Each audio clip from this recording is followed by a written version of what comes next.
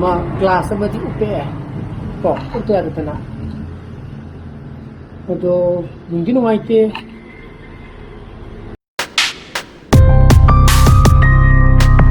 Good morning guys, welcome back to my channel. मैं नंगाइबेना खले मरी दो आई ngarang gi headphone gi mari thi ba khang de ba do chana pai mai si khungau di yaw le me mo si su ba di yaw ma ni khang ba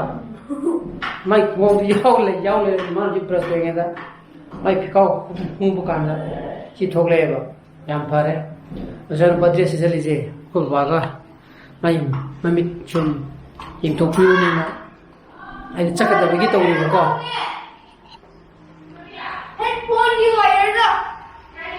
ô mày anh không luôn rồi su cái lúng gió rồi mà nè đó là mày che hả ing tok piu cái này là tàu đi ba rồi cái dress mà sẽ là cái brush when tàu đi nè ba rồi ai gió rồi kia mà cái bà na gió rồi nó đang thâu chỉ nên nè mà cái tụm chắc là cái hay rồi adana tan khar sa gi na watan to hobi ge sano pa gi tamudi ko koi cha ki jare puga te natra bunga tamudi ko koi cha ki jare puga ngai jai bye bye mak to मैं जो मुख रहा side ये ऐ ना तुम होगा पकड़ laptop था कलम बने बा था पकड़ तो गया अधे बात मैं प्रोपा तो रहा मुख रहा याद अब मान ले जो सिंह सारी को जाना जो ठोकर के इन पिगा मुख थपक सकता बल्ले मैं केस मुख रहा लगे दबा मैं जो कर रहा था Khan 이루 루제게는 또 보고 사기 기자도 싱 사람들에 아니 기자 싱 사람들에 봐 아이디 마땅 누왜 루토 그래드나 어떤 싱도 아니 오 남건나 따에나 칼레 보고 아이디 기자들이 락고 띠앱도 맞아 싱 마타 사람들에 사이 마이 목을 간다 런 아니라 홈락 뭐니 이루 루토 그래 봐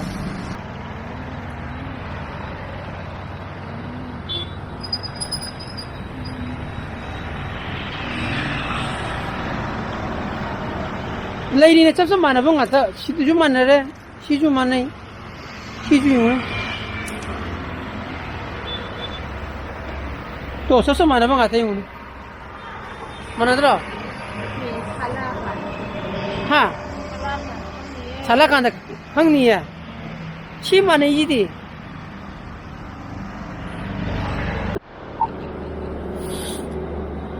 pung tara ga minute tara chatle ay intiga kabuk sa naba tawni ko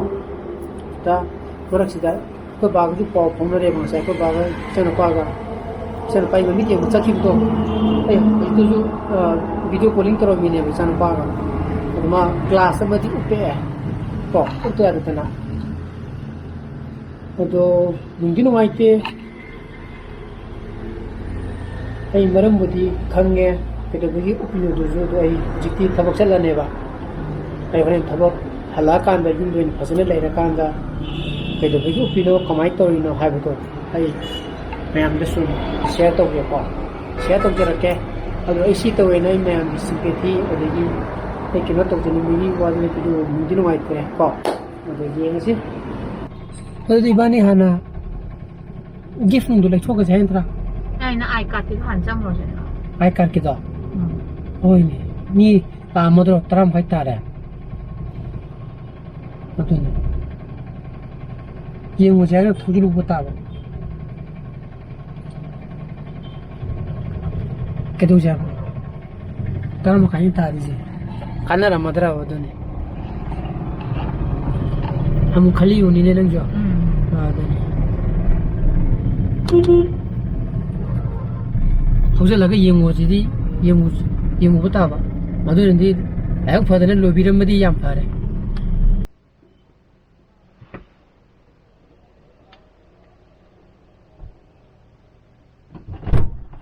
hori tu mo max tu mo kai hai lora mo ba ke doroga ai kan ka renew to tha ani chang ni tha ni kana gi soi chang duri gi mo ta to ga ga bodu bo on tho bo ni tha ni chang ri renew to bo da chin ga phairing tring la ka ni ji gani mo magi tag tagi mana tra ado atene te ke no mo hygiene ni pi na bo gi ne ko ko je the wall clock to bodu ina pi re jen hai ba wall clock jo mam du bo thong lo li ne mathang ni chal si ke sho ji lo ado na ngara mana pi ge da ba gift to ado ki du ne ba mari le ge da ba oh what tang ata bibi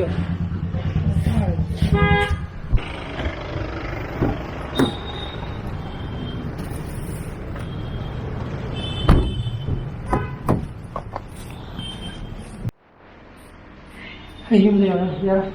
Ye, ye na ba. Pasere. Wadi hai ye muta. Kamaina tawra, kamaina kari hai na. Kanone effective kanone hai ba. Ai ji. Ku ya do. Ku ne ba. Magi right katang. Right side se. Lepti kem tok da ba. To do right side ne. Right side mai curvature hai ta hai. Curvature de khar na saw na to ba. Cornea gi je. Au. Curvature je aduna. Nang ju uro pro. Uro ke mana. Oh. Laina ji gi mo. Aina ma ji bo matang ka uppo ka thadok ya ba adudi ya ro. Ji sum thok ya ro laina na operation to ne infection to hitar thani ha na. Siri congenital waina last po ne.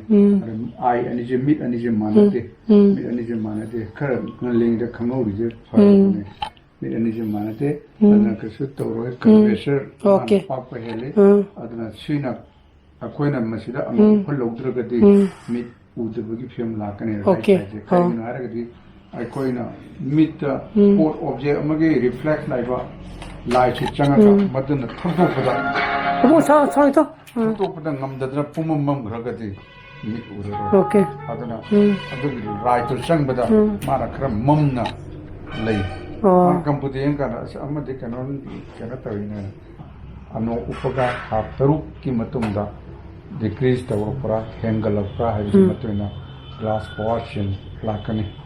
down ki portion or up ki down portion machine control tawra thamgadawni seju ai kun phagla padi improvement la payai kare hangar payai adana upho ba ji masni aduga yanu ju nauna khangu je phare ba je fai jadi ukta ya da ba hi ki pot tu ni jadi just only 거기 improvement la tha do ke ha ju to ro de ba tha ba adana sida hoji khaini je aduna na season han numit mari ni manga ni bang de ki blinking ne tu ga na si ku numit mari ni manga ni de ki sang ba jami je kre blinking to we na to bu ne ba aduga sume sidi ama doctor ma tang thok na phe to ngasi je ko ba ko dana chakhi du ne ba hona si to ji chang pai hoji hai du ko ba na ai mobile phone amne yeng ba adagi kinot nung ai di digital device am sijine bagi pot na te ba tawri ji hai di chang pai se na ai di pokpadi ki to bone matra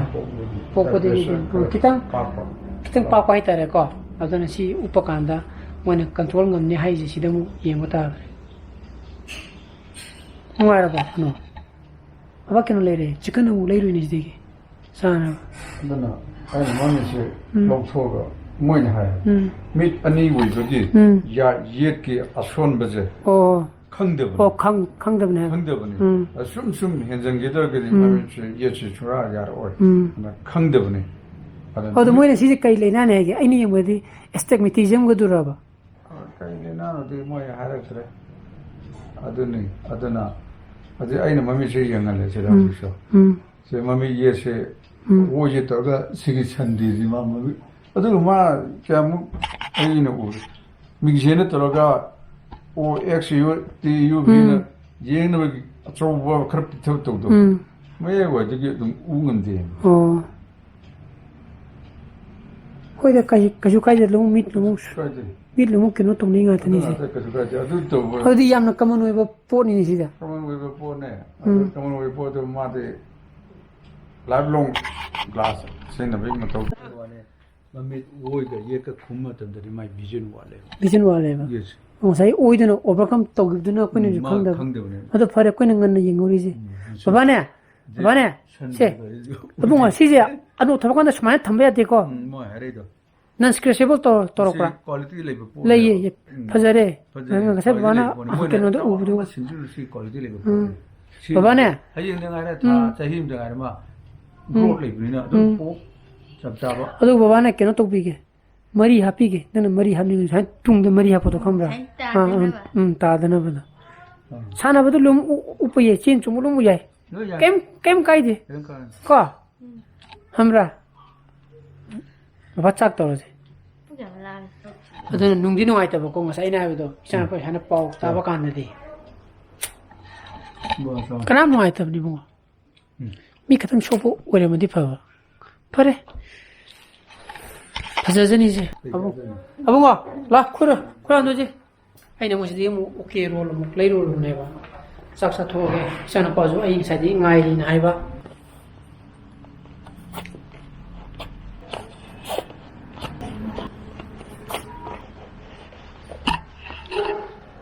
pung ani mi tranga saleba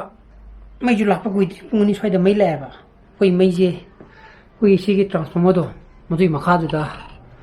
keno drain chan bagi aidi transformer kha drain chan lamina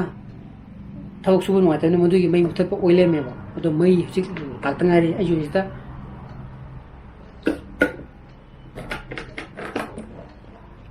thabak toram ne ba laptop ta ado re ko mu yadre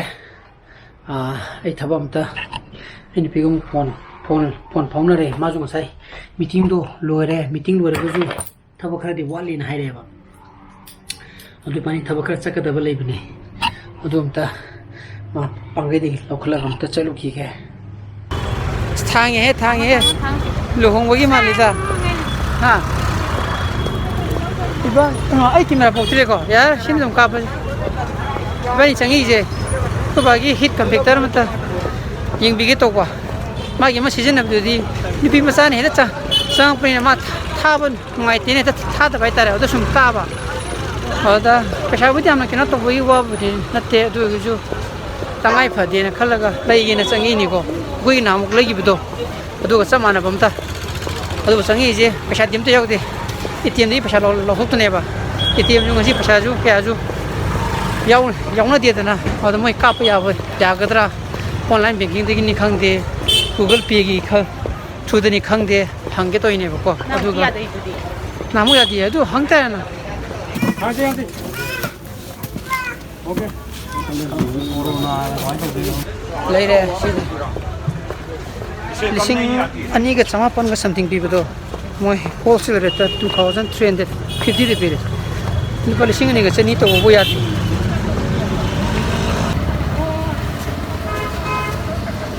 magi director gi artificial lai pi ni adu gi mok ko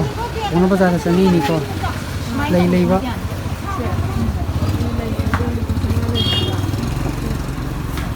sungchi ju si de sine bu phara bazan sigi yellow dam ga adu ga sigi pachi ga kya na loi de 4 piece kya da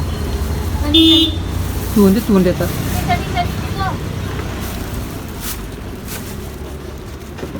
nangi lei ma machine mo phare ni siru da ba de se nangi ha computer nabo hit computer lei tare yam sonda lei ru yare mana mo hit computer du nuai ta lei ri ni Así pesa no pesa ka así jula así ai no pese pugre ni adu ni paisa thok dana lai bi wa te na sing hale dana angang che ngarang ju mấy cái tất cái tàu cái gì ngang ta bên ngoài thì phải chắc còn mất còn ở đâu à chứ chứ nào Nang lubot na lang. à thế ra Ate, fika me tele ni ka do le. Ganto ko ito kaya. Ya ko le. Ganto ko ito kaya. Sino? hirka mà tí chứ chứ thăm mà hirka việc đó chứ thăm mà tí chứ nung ai mà tra nung ai ra cái đó cái lại adu mà ai cái đó cái mấy này đi cái nó tàu thế nào hay gì vậy son gì vậy cái bạn đi anh đi phải sao đó cái nó tàu này mới đi dùng khang cái dài nó khăn là cái hay gì vậy cô ꯑꯗꯨꯒꯤ ꯋꯥꯅꯤꯗ ꯑꯗꯨꯅ ꯑꯩ ꯉꯁꯤꯒꯤ ꯕ꯭ꯂꯣꯒꯁꯤ ꯃꯇꯥꯡ introduction ꯖꯔꯒꯦ ꯑꯩꯒꯤ ꯕ꯭ꯂꯣꯒꯁꯨ ꯄꯥꯝꯕꯤ ꯄꯨꯊꯣꯛꯑꯒꯗꯤ like ꯇꯧꯕꯤꯔꯝꯃꯣ ꯑꯅꯧꯕ ꯚꯤডিꯑꯣꯁ ꯑꯣꯏꯕꯤꯔꯒꯅ ꯁꯕꯁꯀ꯭ꯔꯥꯏꯕ ꯇꯧꯕꯤꯔꯝꯃꯣꯀꯣ ꯅꯨꯡꯒꯤꯁꯥꯅ ꯐꯖꯅ ꯂꯩꯕꯤꯌꯣ so please be safe and be healthy bye bye good night Bye bye, good night. ꯆꯤꯎ ꯇꯧꯈ꯭ꯔꯗꯅ Chill. ꯕꯥꯏ ꯕꯥꯏ ꯀꯣ Bye.